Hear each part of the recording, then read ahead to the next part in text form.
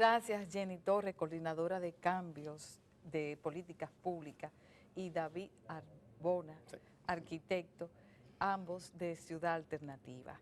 Ayer tuvimos aquí al director del Instituto Nacional de Vivienda, el señor Mayované Escoto, y parece que las afirmaciones del director del INVI impactaron en Ciudad Alternativa. Vamos a empezar escuchando qué dice el señor Escoto, director del INVI, para que después tanto Jenny Torres como David Arbona hagan sus comentarios. Adelante, Cristina, en producción. La vivienda es un derecho establecido en la Constitución. Habla de vivienda digna. ¿Participa usted de la opinión de que el 70% de la familia no tiene una vivienda digna? No. Nosotros nos reunimos con esa organización que está promoviendo eso, no sé con qué fines, y nos sentamos en la mesa de discusión y le demostramos que estaban equivocados. ¿Por qué? Ellos dicen que si usted tiene una casa con blog, con plato, con piscina, si usted quiere, pero si no tiene un sistema sanitario que llega a su casa, es un déficit habitacional. Y yo le decía, no, es un déficit de servicio, no de hábitat. Ellos dicen que si su casa, usted todavía usa el sistema de sanitario, letrina, como usamos nosotros en el campo, que también es un déficit habitacional. Entonces, le decía que no. Si la energía eléctrica no llega a esa casa, también ellos lo suman como un adicional de que es otro déficit habitacional. Pero lo mismo, entonces ellos entran en la parte de que si usted vive con su hijo o sus hijos y ya son mayores de 21 años, ya es un déficit habitacional porque nosotros no debemos de vivir con los hijos después de 21 años. Yo le dije, bueno, eso se puede aplicar en Suiza, en Europa, pero en República Dominicana. Nuestros hijos a veces se quedan hasta 40 años con los padres. Y no es porque es un déficit habitacional, a lo mejor la casa es grande. Bueno, ahí está.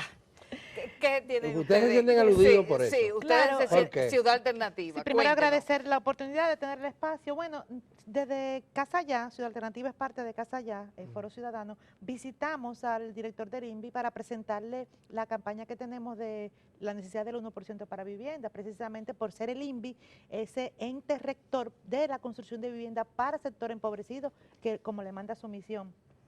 Y nosotros nos preocupa porque existe un diagnóstico oficial que el gobierno tiene la intención de desconocer.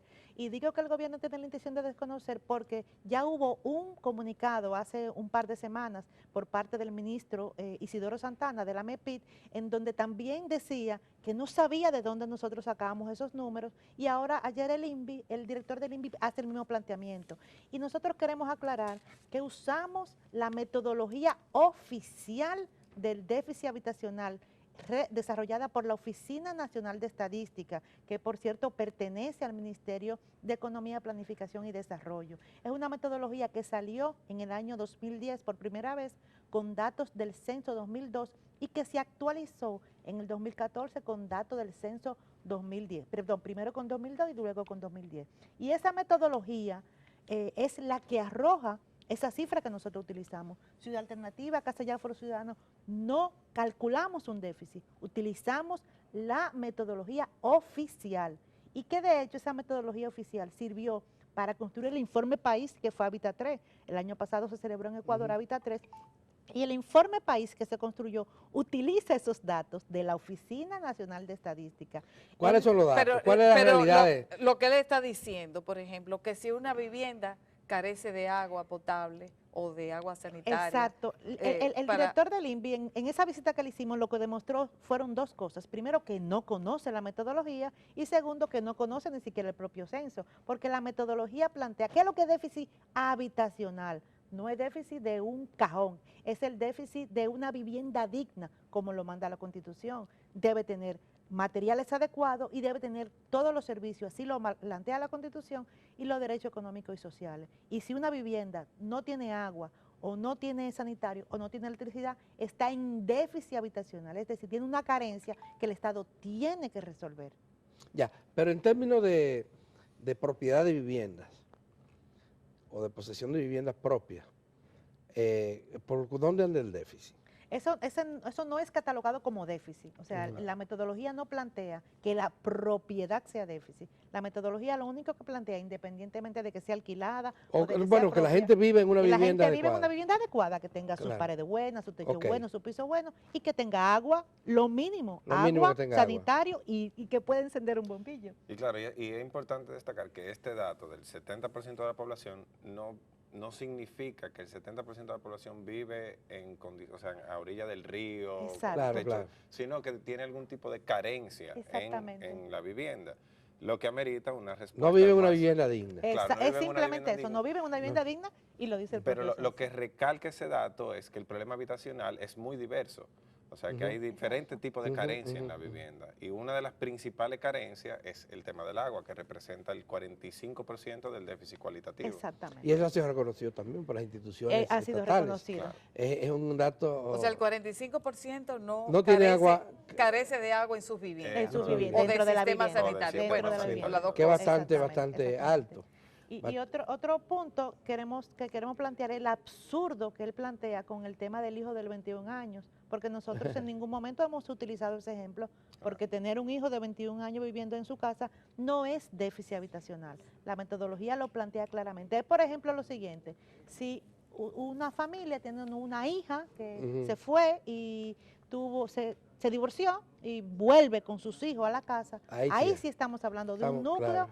externo familiar, un núcleo interno familiar que merecería Una tener vivienda una vivienda aparte. digna. De eso Claro, estamos de hablando. eso estamos hablando. Ahora, Jenny, el Estado Dominicano se ha desentendido del tema de la vivienda Es en así. cuanto a política pública, en contraste inclusive con lo que hacía el Estado antes, que aunque era deficiente también, Pero pero hacía. construía viviendas para los pobres. Sí, Ahora, eso es exceptuando importante. el caso de La Barquita y el caso de Jimaní, ¿cuáles son los proyectos habitacionales? ¿Qué es lo que está haciendo el gobierno? Hay dos elementos interesantes ahí. Primero, que es verdad que teníamos una producción de vivienda probablemente un poco más alta, pero en la historia desde el año 1900 a 2016 no ha habido nunca una política de vivienda. Ha habido construcción de proyectos específicos en lugares específicos que no atienden a ninguna planificación. Y actualmente, si sumamos toda la producción de vivienda entre 2016, entre los proyectos de fideicomiso que no reducen déficit habitacional y no son para los pobres, son para clase media alta, clase media alta, y lo que produce el INVI no llega ni siquiera a 30.000 viviendas en 4 años. Ese es un elemento muy importante. El perfil de los beneficiarios ha ido cambiando. Sí, alrededor de 9 viviendas por 9.000 por año. Por año. Y otro elemento que el propio director del INVI planteó cuando separaba sus damnificados de los damnificados históricos, eso también es una irresponsabilidad estatal que hay que llamar la atención. Los damnificados que tenemos y que nosotros en esa visita le dejamos ese listado de los 9 albergues existentes, que son alrededor de 2.000 familias de David, George y Noel y Olga, son damnificados del Estado. No podemos separar. Y no lo conocía el director del INVI. Él no lo conocía y de hecho el INVI lo desconocía porque lo sacó de su planificación y nosotros entendemos que es un problema estatal que también es responsabilidad del director del INVI, que no puede desentenderse simplemente porque no son sus damnificados. Bueno, parece que la visión de que su administración, como si las instituciones funcionaran de manera individual. Exactamente, Entonces, no es para él así. lo que cuentan son los damnificados Que le tocaron de lo que ocurrió aquí en septiembre, Irma y María. Irma y María. Pero los proyectos que construyen, hay muchos proyectos proyectos habitacionales que lo ha construido el Estado. Sí, es así, no pero desconocemos. y era una política que es recurrente de varios gobiernos hacer proyectos. Cada uno le ponía su nombre o su... Pero no es una política realmente que ataca el problema real. Eso tampoco No, es y importante. tampoco La tiene que nueva ver con- Barquita no es importante. Y tiene que ver, es claro. muy importante la nueva barquita, pero con la nueva barquita no podemos solucionar el problema. O sea, Son cuando 1.200 decimos que soluciones. hay un dato, que 848.000 personas viven cerca de ríos, cañadas, lagos. ¿Cuántas es, David? 848.000. Dios. O sea, estamos hablando de que una barquita, que un proceso que dura 4 años en construcción, que tiene que ver con Exacto. desarraigar a una Pero como comunidad. plan piloto no es importante este. Porque demuestra que se puede hacer. Se puede hacer, pero no es replicable. No es De No es hecho, replicable. no la está haciendo más el Estado. Pero, Sí, ¿por no qué lo está haciendo, pero no sí. puede ser replicable. ¿Qué lo haría replicable? O sea, ¿cómo adecuarlo a que sea replicable? Como decía ahorita, el problema habitacional es muy diverso y amerita una solución más diversa todavía. Esto es un proyecto, el proyecto de la barquita. De hecho, no ha solucionado el problema completamente. Si usted va a la barquita vieja, usted se va a Ahí encontrar que persiste, todavía hay personas exactamente. viviendo en condiciones de pobreza, con riesgo de deslizamiento, con riesgo de inundación, como es en la barquita norte. Entonces, la barquita no ha solucionado el problema. Solucionó el problema de 1000 y pico de personas, de familias, perdón, que habitaban en la zona más inundable de la barquita, pero no ha solucionado el problema. Entonces, yo con ese Pero argumento no lo ha solucionado porque, cierto, este es simplemente un granito de arena.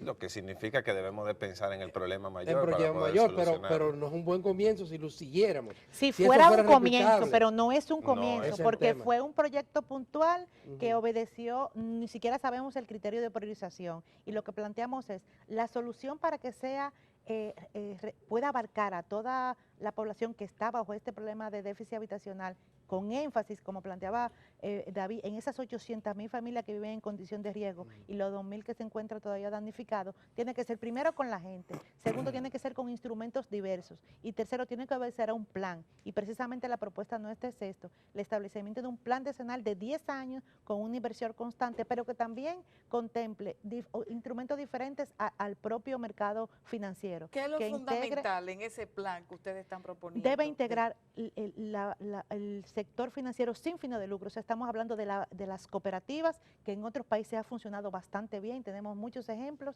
de producción de vivienda por la vía de la cooperativa, con la integración de la gente, que es lo que llamamos el paradigma de la producción social del hábitat, donde la gente aporta sus conocimientos, aporta Y su también su mano de trabajo. obra, aporta su Exactamente. trabajo, y también es parte del diseño de todo el proceso, desde la primera etapa hasta la última etapa. La gente participa y eso ha sido exitoso en otros países. Y por supuesto, una inversión constante y sistemática de un 1% del PIB durante 10 años. Eso se alimentaría junto con otras fuentes que sean de las propias cooperativas y de lo que la gente también aporte, porque no estamos hablando de regalar vivienda, sino de una construcción conjunta con la gente. Y eso engrosaría ese Fondo Nacional de la Vivienda, que es la propuesta que nosotros hemos Sí. planteado. ¿En qué está el proyecto de la Ciénega? El gobierno no ha vuelto a hablar de eso, que sepamos. Por lo Bueno. menos como que ese tema ha desaparecido de los medios de comunicación. No, con ese proyecto lo que pasa es que ha sido anunciado antes de tener una propuesta clara. Entonces,